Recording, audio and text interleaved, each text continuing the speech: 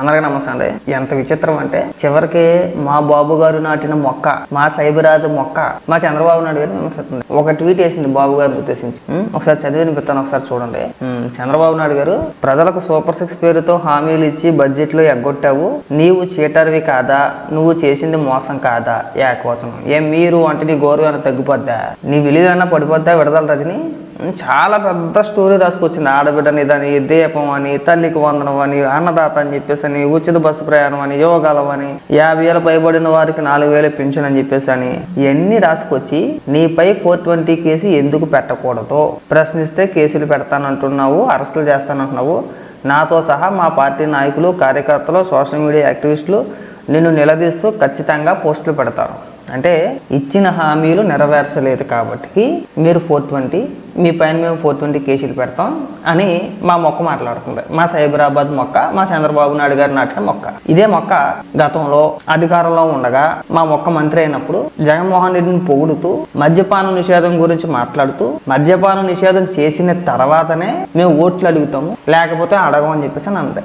మా మొక్కే. ఒకసారి వినిపిస్తాను చూడండి. మా మొక్క అంటుందని చెప్పేసి అని ఏదో అగౌరవపరుతున్నానో లేదంటే ట్రోల్ చేస్తున్నానని చెప్పేసి అనుకోమాకండి. డైరెక్ట్గా ఆవిడే చెప్పింది, నేను చంద్రబాబు నాయుడు గారు నాటిన మొక్కని అని చెప్పేసాను. కాలితే ఆ వీడియోలు మీకు సోషల్ మీడియాలో కూడా దొరుకుతాయి, ఎత్తుక్కోవచ్చు కాలితే. ఇక మా మొక్క మాట్లాడిన వీడియో వినిపిస్తాను చూడండి. మద్యపాన నిషేధం చేసే మేము ఓట్లు అడుగుతాం, అప్పటిదాకా కూడా ఓట్లు అడగమనే దానికి మేము కట్టుబడి ఉన్నాము. అది చేసిన తర్వాతే మళ్ళా ప్రజల్ని ఓట్లు అడుగుతామని చెప్పుకునే పరిస్థితి ఈ రోజు మా పార్టీది. ఏమైంది మరి మద్యపాన నిషేధం? ఎందుకు చేయలేకపోయారు? ఎందుకు ఓట్లు అడిగారు? మీరు ఎందుకు పోటీ చేశారు? మీరంతా ఇవాళ మీరు ఎందుకు మాట్లాడుతున్నారు? మీరు ఇచ్చిన హామీలు మీరు సక్రమంగా నెరవేర్చి తర్వాత ఎదుటోడికి పాఠాలు చెప్తే బ్రహ్మాండంగా ఉంటుంది. ఏడ చేసాం మనం, ఏడ అని చెప్పేసి అంటున్నా. మన ప్రధాన అంశాలు 2019 ఎన్నికల్లో మనం మాట్లాడింది ఏంటి? ముఖ్యంగా ప్రత్యేక హోదా. 25 మంది ఎంపీలు ఇచ్చేయండి, ప్రత్యేక హోదాను తాడుకట్లాకు వచ్చేదని అన్నాడు జగన్మోహన్ రెడ్డి. రాజ్యసభ ఎంపీతో కలిపి 31 మంది. ఎందుకు మాట్లాడలేదు? 5 ఏళ్ల కాలం పాటు జగన్మోహన్ రెడ్డి నోటంటే ప్రత్యేక హోదా అనే పేరు ఎందుకు మాట్లాడలేకపోయాడు? మీరందరూ ఎందుకు ప్రశ్నించలేదు? పోలవరం కట్టేస్తా అన్నాడు. ఇప్పటికి 2021 డిసెంబర్కి కట్టేస్తాను, అందరికి బట్టలెట్టేస్తాం మాట్లాడిపించారు కదా. అలాగా అవునా? అనిల్ కుమార్ యాదవ్ చేత దేవినేని ఉమా గారికి బట్టలెట్టిచ్చేస్తాను, అయ్యే బట్టలు నువ్వు ఊహించేసుకో, ఆడమోగతే, ఇలాంటి మాటలే మాట్లాడాడు అనిల్ కుమార్ యాదవ్. అయితే ఏం చేశారు? ఎంతవరకు కంప్లీట్ చేసేసారు? మద్యపాన నిషేధం అన్నాడు, అసలు ఎక్కడ దొరకకుండా చేసేస్తాను అన్నాడు. చివరికి ప్రభుత్వమే మద్యం షాపులు పెట్టి అమ్మేసింది. డైరెక్ట్ గా ప్రభుత్వం అమ్మేసింది, జగన్మోహన్ రెడ్డి అమ్మేసాడు. డిజిటల్ పేమెంట్ లేకుండా ఓన్లీ క్యాష్. సిపిఎస్ రద్దు అన్నాడు, ఏమైంది? అమరావతి కట్టేస్తాను, ఎక్కడికే పోదన్నాడు, ఏమైంది? 3 రాజధానులు అన్నాడు, కొన్ని అదనే ఏమైంది? ఎలా చెప్పుకుంటా పోతే 1 కాదు 2 కాదు కొన్ని 100 ఉన్నాయి ఇచ్చిన హామీలు. సరే, మీరు గొప్పగా చెప్పుకునే పథకాలు ఏవైతే ఉన్నాయో వాటిని అయినా సరే సక్రమంగా ఇచ్చాడంటే 5 ఏళ్ళు పరిపాలించి 3 ఏళ్ళు ఇచ్చాడు, అంటే 3 సంవత్సరాలు ఇచ్చాడు, అంతేనా? లాస్ట్ ఇయర్ బటన్ నొక్కాడు, ఈ ఎన్నికల ముందు డబ్బులు వేయలే, బటన్ నొక్కేశాడు కానీ డబ్బులు వేయలే. ఏరా అంటే మళ్ళీ ఈ కోడ్ వచ్చేసింది అన్నాడు. అంటే బటన్ నొక్కడానికి లేని అభ్యంతరం డబ్బులు అతనికి ఎందుకు వచ్చిందో మాకు అర్థం కాల. ఎలక్షన్ కూడా అయినవ్వలేదని చెప్పేసి అన్నాడు. విడదల రజనీ గారు ఎందుకు ఊరికే మనకి ఏదో ఆడేదో స్క్రిప్ట్ ఇచ్చాడు కదా, ఫస్ట్ మీ హ్యాండిల్స్ మీ దగ్గర పెట్టుకోండి, వాళ్ళ దగ్గర కాదు. ప్రశ్నిస్తామని చెప్పేసి ట్వీట్ వేస్తారండి, కింద కామెంట్లు ఆపేసుకోండి. కామెంట్లు ఆన్ చేసుకుంటే మనకు వచ్చే సమాధానాలు చంద్రబాబు నాయుడు గారి దాకా అవసరం లేదు. తెలుగుదేశం కార్యకర్తలు సమాధానం చెప్తారు, నిన్నేం బుద్ధి తిట్టేసేది ఏమి ఉండదు. నీ కార్యకర్తల్లాగా కామెంట్లు మాత్రం ఆఫ్ చేసుకుంటారు. ఈవిడ ఒకరో లేదంటే మా రోజా కామెంట్లు ఆన్ చేయాలంటే భయం. మళ్ళీ ఎందుకు రామాత్మానికి ట్వీట్లు దేనికి వేసుకోవడం? అంటే మన అభిప్రాయాన్ని రుద్దేయడానిక?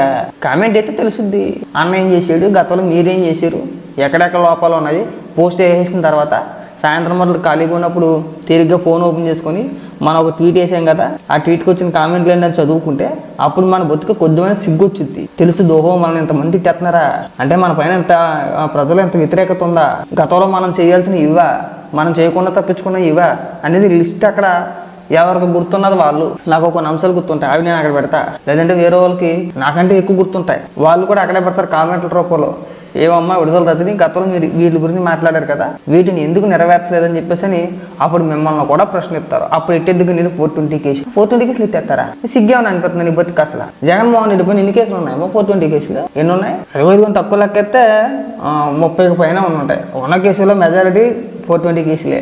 దేశంలో అత్యధిక 420 కేసులు ఎవరిపైన ఉన్నాయని చెప్పేసి లిస్ట్ ఇస్తే జగన్మోహన్ రెడ్డి ఫస్ట్ ఉంటాడు. లాస్ట్ సిలబస్లో కూడా ఈ కేసు జగన్మోహన్ రెడ్డి. జగన్మోహన్ రెడ్డిని అంటే జగన్మోహన్ రెడ్డికి ఇలా దోచేయచ్చు, ఇలాంటి నేరస్తులు ఉంటారని చెప్పేసి ఇంకా లాస్ట్ స్టూడెంట్కి సిలబస్ కూడా ఎక్కిచ్చేసారు. అంత గొప్ప చరిత్ర.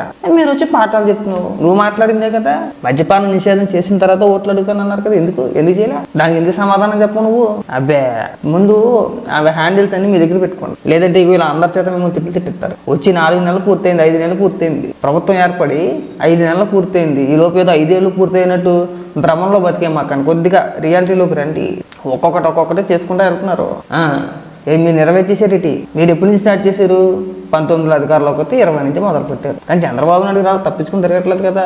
గ్యాస్ బండ్లు ప్రవేశపెట్టారు, ఉచిత గ్యాస్ బండ్లు అన్నారు, అమల్లోకి వచ్చింది. పెన్షన్ 4,000 రూపాయలు చేస్తున్నారు, అమలు చేస్తున్నారు. ఉచిత బస్సు అమలు చేస్తారు. ఇచ్చిన హామీ ప్రతి ఒక్కటి ఖచ్చితంగా అమలు చేస్తారు. దానితో పాటు ఉచిత పథకాలే కాకుండా, అంటే సంక్షేమమే కాకుండా, సంక్షేమంతో పాటు రాష్ట్ర అభివృద్ధి, రాష్ట్రానికి పరిశ్రమలు తీసుకొచ్చి రాష్ట్రంలో ఉన్న యువత ఎవరైతే ఉన్నారో నిరుద్యోగ యువత, వాళ్ళకి ఉపాధి కల్పించాల్సిన బాధ్యత కూడా ప్రభుత్వానిదే. కాబట్టి ఆ విధంగా కూడా అడుగులు పడుతున్నాయి.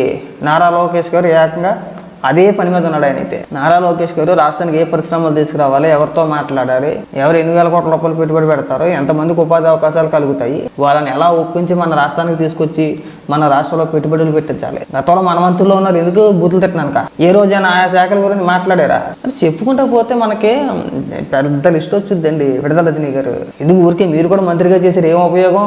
ఆరోగ్యశ్రీకి 5,500 కోట్ల రూపాయలు బాకీ పెట్టిపోయారు. ఆరోగ్యశ్రీకి బాకీలే, 108కి బాకీలే, వాటికి బిల్లులు చెల్లించలేదు. మీ శాఖకి సంబంధించింది మొన్న ఒక ట్వీట్ వేసాడు జగన్మోహన్ రెడ్డి, అట్లా ఎంత బకాయిలు ఉన్నాయంటే వచ్చిన 4 నెలలు అంత బకాయిలు ఎందుకు వచ్చేస్తే తమ హయాంలో క్లియర్ చేసి ఉంటే రావు. మాట్లాడేవా మనం? మాట్లాడాలా. పైగా మన వైద్య ఆరోగ్య శాఖ మంత్రిగా చేసి ఏం చెప్తాం ఇంకా?